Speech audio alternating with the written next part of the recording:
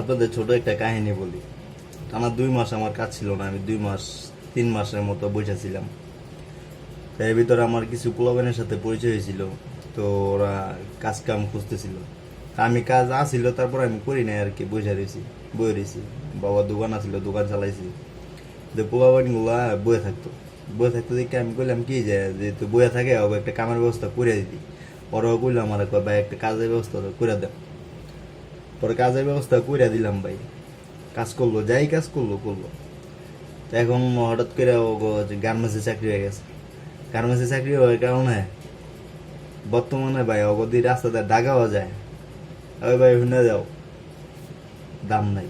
কারণ ভাই মাস শেষে সে 20,000 টাকার মতো ইনকাম করে, আর আমি তো আগের মতো বইয়ে দিছি, আমার তো ইনকাম নাই। তো এই কারণে আমি বলি যে মানুষ কি বলা যায় না, কিন্তু আমি যেটা বলি, গরিব থাকলে মানুষ ভালো থাকে, অভাবে থাকলে মানুষ ভালো থাকে, সবার সাথে মিলামিশা করে। বড়লোক হইলে ঝামেলা, একটু টাকা পয়সার মুখ দেখলে ঝামেলা।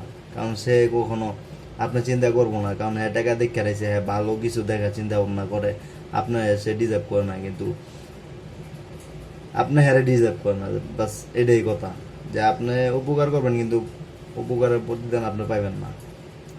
প্রতিদান করিও না আশা যে আমি তোর উপকারে করি। তা মাঝে মাঝে অনেক খারাপ লাগে যে ও ডাক দিয়ে ডাক শোনো না।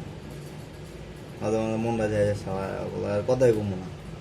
কিন্তু ভাই মানুষের মন কিরকম যায় না, তা আমি একজন মানুষের দেখলে কথা না বলে থাকতে পারি না। ধরা ঠিকই থাকে, মাঝখান দিয়ে কিছু হইলে আমি কোনো সমস্যা হইলে ডাক না দুক, তারপর আমি সামনে যাই, কিন্তু আমার কখনো কয় না। এটাই বাস্তব ভাই।